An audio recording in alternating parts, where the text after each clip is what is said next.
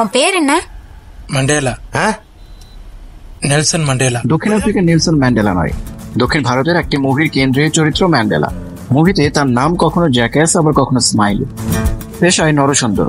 এক কাজে স্থানীয় পোস্ট অফিসে গেলে প্রয়োজন হয় নিজের আসল নামের। চেহারার মিল থাকায় সেখানে পোস্ট অফিসের এক কর্মকর্তা তার নাম রেখে দেন নেলসন ম্যান্ডেলা, যে নাম পরে ভোটার আইডি কার্ডেও ব্যবহার করা হয়। আর এরপরেই ঘটে যায় মজার কিছু ঘটনা। সেসব গল্প নিয়ে পরিচালক ম্যাডনি আশুইন বানিয়ে ফেলেছেন পলিটিক্যাল স্যাটায়ার ধর্মী মুভি ম্যান্ডেলা। என்னது? எந்த அடையாள அட்டையுமே இல்லையா? இல்லங்க। ஏயா, நீ இந்திய குடிமகன் தானே, நான் எப்படி நம்புறது?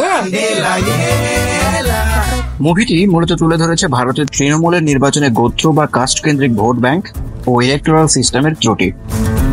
মুভির শুরুর দৃশ্য আপনাকে নিয়ে যাবে তামিলনাড়ুর প্রত্যন্ত এক গ্রামে, যেখানে প্রথমবারের মতো নির্মিত হয়েছে পাকা গণশৌচাগার। উদ্বোধনী অনুষ্ঠানে যোগদান গ্রামের দুটি কাস্টের নেতৃত্ব দেওয়া দুই নেতা ও তাদের সমর্থকেরা। উদ্বোধনের পর শৌচাগারটি কারা আগে ব্যবহার করবে তা নিয়ে দুই পক্ষের ঝগড়া বাঁধে। একসময় সিদ্ধান্ত হয় প্রথম ব্যবহার করবেন উদ্বোধনের প্রধান অতিথি ও স্থানীয় জনপ্রতিনিধি পেরিয়া আয়া। এই পেরিয়া আয়ার রাজনৈতিক কৌশল আগে ক্লিয়ার করা যাক। গ্রামের প্রধান সড়কের উত্তর ও দক্ষিণ পাশে দুটি কাস্টের লোকজনের বসবাস, তারাই গ্রামের মূল ভোটার। ভোট পেতে পেরিয়া আয়া দুই কাস্ট থেকে দুজনকে বিয়ে করেছেন। এতে দুই কাস্টে আত্মীয় থাকায় আলাদা সিম্পাথি পান ভোটের মাঠে।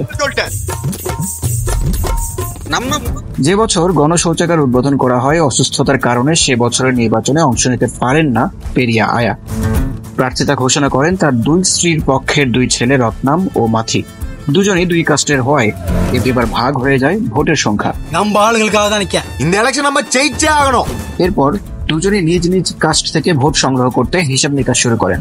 বিপত্তি বাধে যখন দুই কাস্টেরই ভোটার সংখ্যা সমান হয়ে যায়, অর্থাৎ মাথি ও রত্নাম হিসাব করে দেখেন দুজনেরই সম্ভাব্য প্রাপ্ত ভোটের সংখ্যা সমান সমান।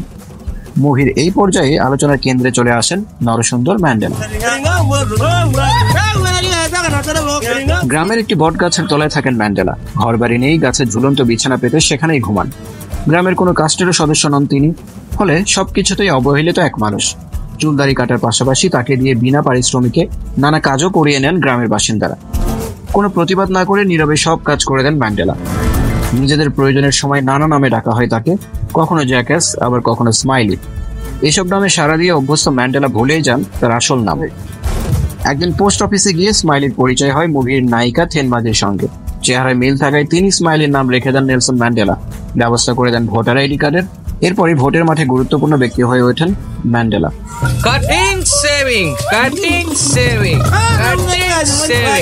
গ্রামের দুই কাস্ট মিলিয়ে ভোটার সংখ্যা 700।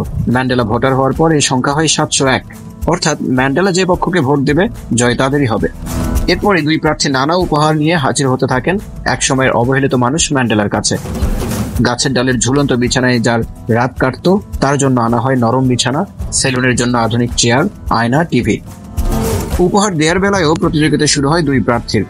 চলে একে অপরের চেয়ে দামি পণ্য দিয়ে গর্ব করার মনস্তাত্ত্বিক লড়াই।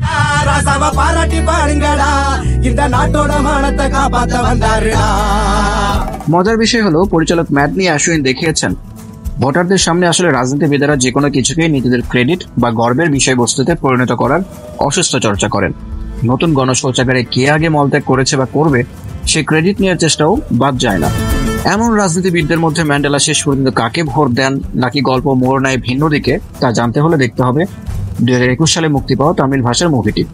এমন ধাঁচের আরেকটি মুভি আছে 2017 সালে নির্মিত হিন্দি ভাষার সে মুভির নাম নিউটন। চাইলে সেটিও দেখতে পারেন, সঙ্গে সাবস্ক্রাইব করে রাখতে পারেন এই চ্যানেলটি।